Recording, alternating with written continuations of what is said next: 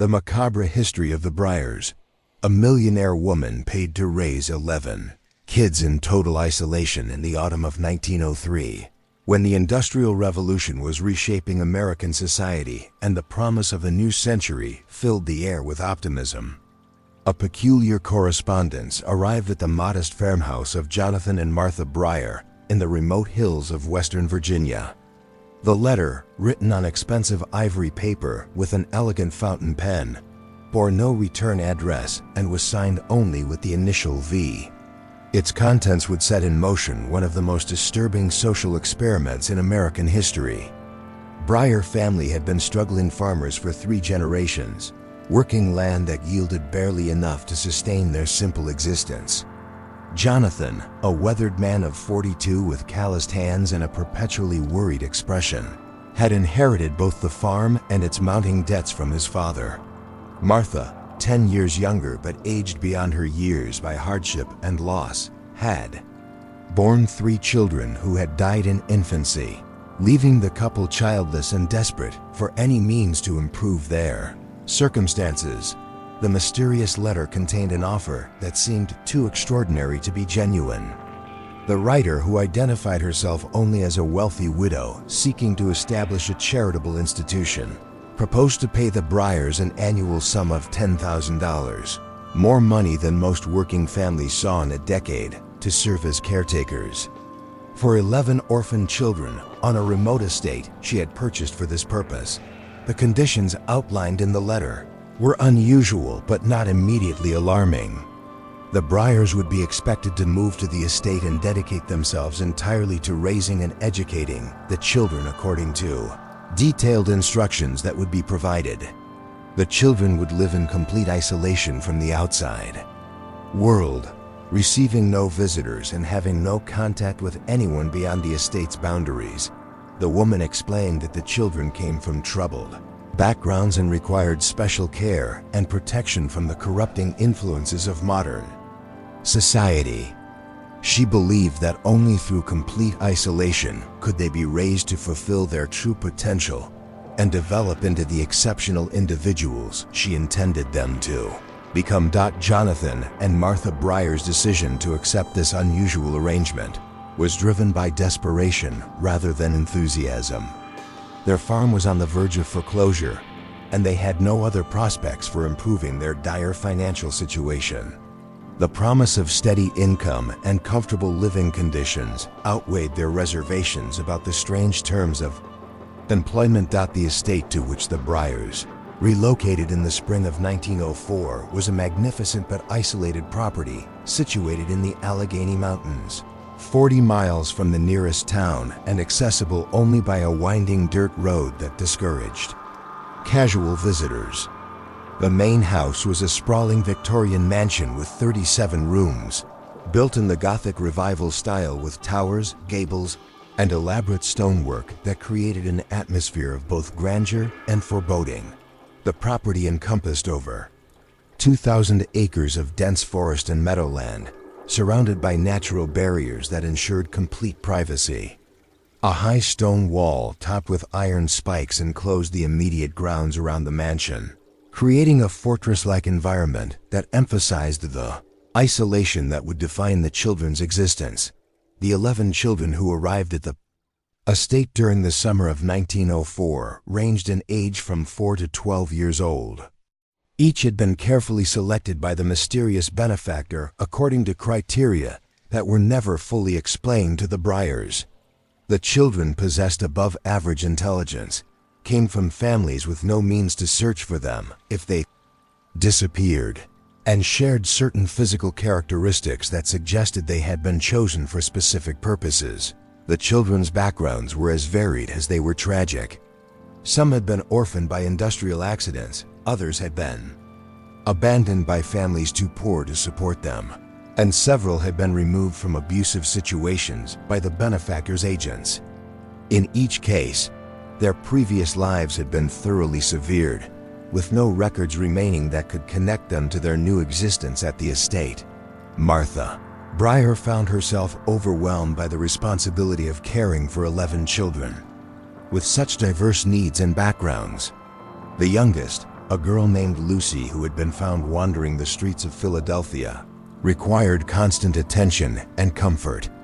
The oldest, a boy called David, whose parents had died in a factory fire, displayed intelligence and curiosity that challenged Martha's limited educational background. The daily routine established for the children was rigidly structured and carefully designed to promote both education and isolation. Mornings were devoted to academic instruction using curricula and materials that arrived monthly from unknown sources. Afternoons involved practical training in domestic skills, agriculture, and craftsmanship. Evenings were reserved for cultural education, including music, literature, and what the benefactor termed moral development. The education provided to the children was remarkably advanced for its time, emphasizing classical languages, advanced mathematics, natural sciences, and philosophy. However, it was carefully filtered to exclude any information about contemporary society, current events, or the world beyond the estate's boundaries. The children learned about ancient civilizations and historical periods, but remained ignorant of the modern world developing around them. Jonathan Briars' role focused primarily on maintaining the estate's infrastructure and ensuring its security. The property was equipped with sophisticated alarm systems and monitoring devices that were advanced for 1904, suggesting that the benefactor possessed both substantial financial resources and access to cutting-edge technology.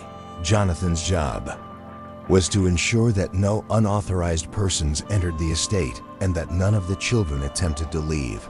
The mysterious benefactor maintained contact with the Briars through weekly letters that provided detailed instructions for the children's care and education. These communications revealed an intimate knowledge of each child's progress, personality, and development that seemed impossible unless the writer was somehow observing their daily activities. The letters also contained disturbing references to experiments being conducted on the children, though the nature of these experiments was never clearly explained. The benefactor would request detailed reports on the children's reactions to specific educational materials, their interactions with each other, and their responses to various psychological tests and challenges. As months turned to years, the children's development under this carefully controlled environment began to follow patterns that seemed to fulfill the benefactor's mysterious purposes. They displayed remarkable intellectual abilities, forming deep emotional bonds with each other while remaining completely dependent on the Briars for all contact with adult authority figures. The isolation imposed on the children had profound psychological effects that became more apparent as they matured. They developed their own language and cultural practices, creating a closed society that operated according to rules and beliefs that diverged significantly from mainstream American culture. Their understanding of reality was entirely shaped by the controlled information they received through their education and the Briars' carefully scripted explanations. The estate itself seemed to change over time, as if the weight of its secrets was affecting the very atmosphere of the place.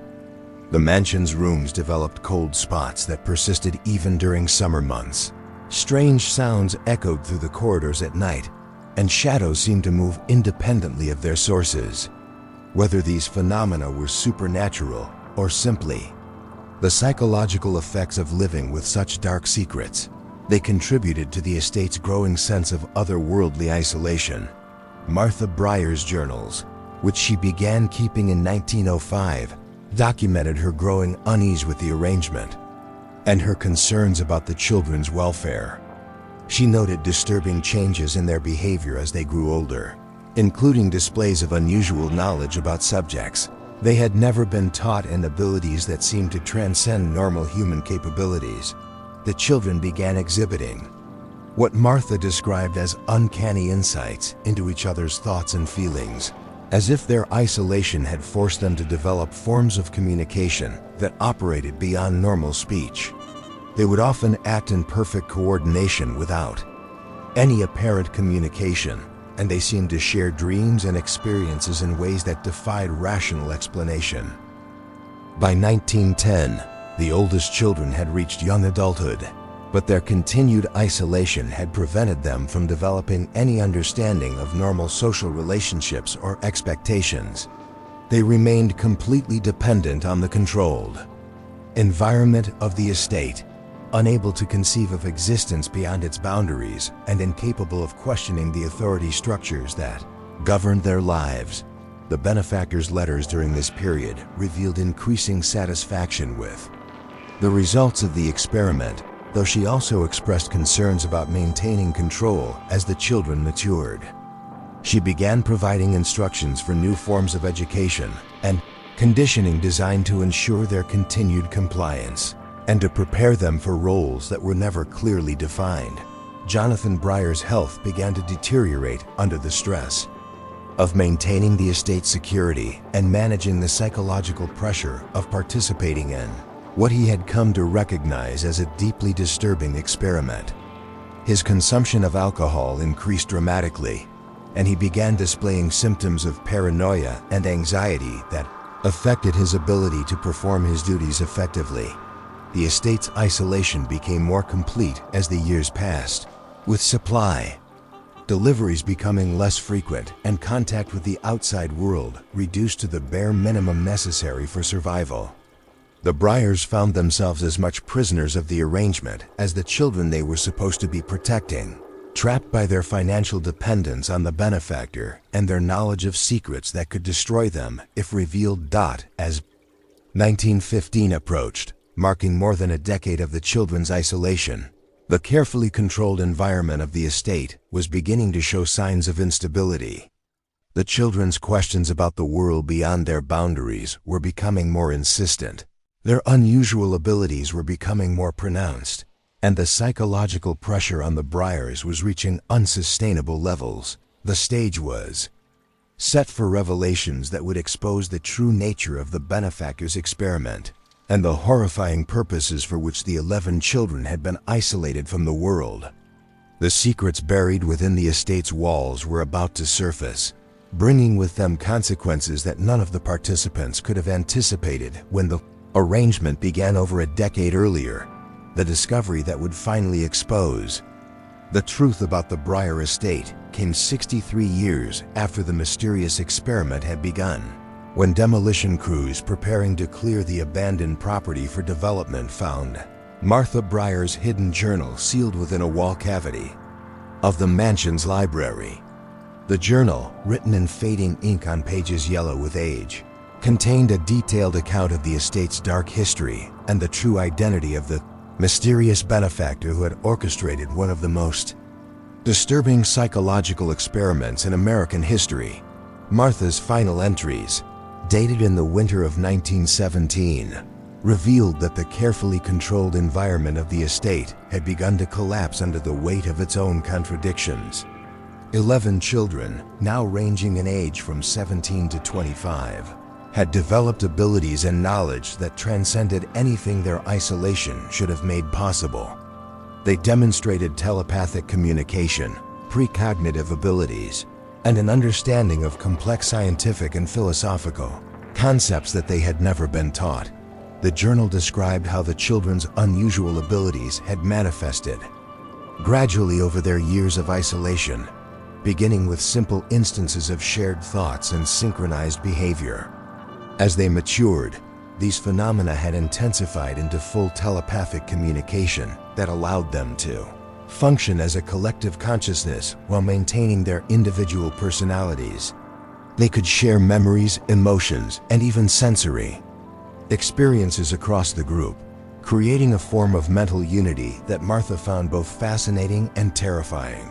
Martha's observations revealed that the benefactor's true purpose had been to create a group of individuals with enhanced psychic abilities through controlled isolation and specialized education. The experiment had been based on theories about human potential that were decades ahead of mainstream scientific understanding, drawing from esoteric traditions and experimental psychology that would not be recognized by academic institutions. Until much later, the journal contained copies of letters from the benefactor that revealed her true identity as Victoria Ashford. a wealthy widow who had inherited both a massive fortune and an obsession with psychic phenomena from her late husband, Dr. Edmund Ashford. Edmund had been a pioneer in the study of human consciousness and psychic abilities, conducting secret research that was considered too radical and dangerous for publication in legitimate scientific journals. Victoria, Ashford's letters revealed that the 11 children had been selected not randomly, but according to genetic and psychological profiles that suggested they possessed latent psychic abilities that could be enhanced through proper conditioning.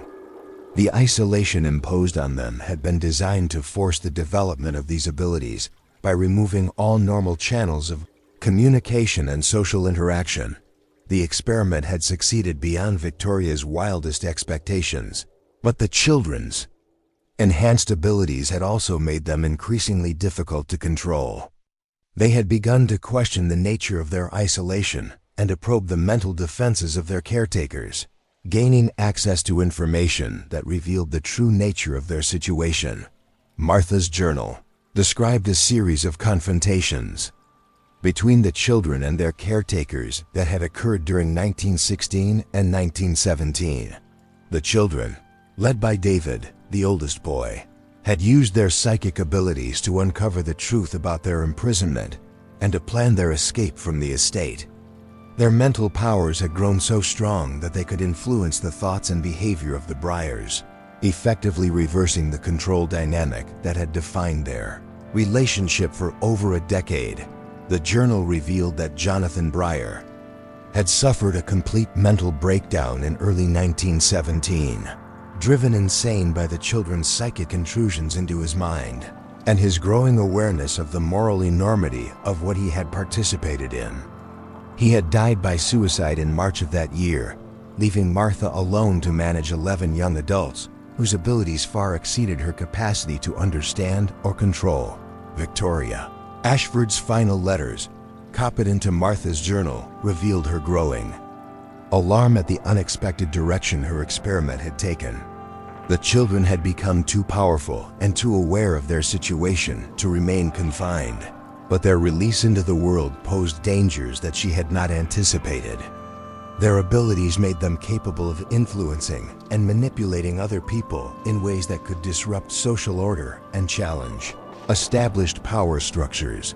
Martha's journal described Victoria's arrival at the estate in the autumn of 1917, the first time the benefactor had visited the property since the experiment began. The confrontation between Victoria and the children she had created represented a battle of wills between scientific ambition and the natural human desire for freedom and autonomy. The children, acting as a collective consciousness, had presented Victoria with an ultimatum. They would leave the estate and enter the world on their own terms, using their abilities to build new lives for themselves, or she could attempt to stop them and face the consequences of their combined psychic power. Their demonstration of their capabilities had included the temporary control of Victoria's mind, giving her a direct experience of what they had become. Victoria Ashford's response to this ultimatum revealed the true depths of her obsession with the experiment and her willingness to preserve its secrets at any cost. Rather than allowing the children to leave and potentially expose her activities to the world, she had chosen to eliminate both them and the evidence of her experiment through methods that Martha's journal described only in cryptic terms. The journal's final entries, written in Martha's increasingly erratic handwriting, described the systematic murder of the 11 children during the winter of 1917. Victoria had used poison gas, released through the estate's ventilation system, a method that ensured the children's deaths while preserving their bodies for the scientific study she intended to conduct. Martha Briar's final entry revealed that she had been forced to assist in disposing of the children's bodies, burying them in unmarked graves scattered throughout the estate's extensive grounds. Victoria had then arranged for Martha's own death, making it appear that she had died of natural causes while ensuring that no living witness remained to expose the experiment's true nature. The journal contained a map showing the locations of the children's graves, along with detailed descriptions of each child's personality, abilities, and final fate. Martha had created this record as evidence of the crime she had witnessed, hoping that it would eventually be discovered and that justice would be served for the 11 young people whose lives had been sacrificed for scientific curiosity. The discovery of Martha's journal in 1968 led to a comprehensive investigation by state and federal authorities, who excavated the estate's grounds and confirmed the existence of 11 unmarked graves containing the remains of young adults who had died in the early 20th century. Forensic analysis confirmed that the victims had died from exposure to toxic gases, supporting Martha's account of their murder. The investigation also uncovered extensive documentation of Victoria Ashford's activities, including financial records, that revealed the enormous sums she had spent on her experiment and correspondence with other researchers who had been investigating similar phenomena.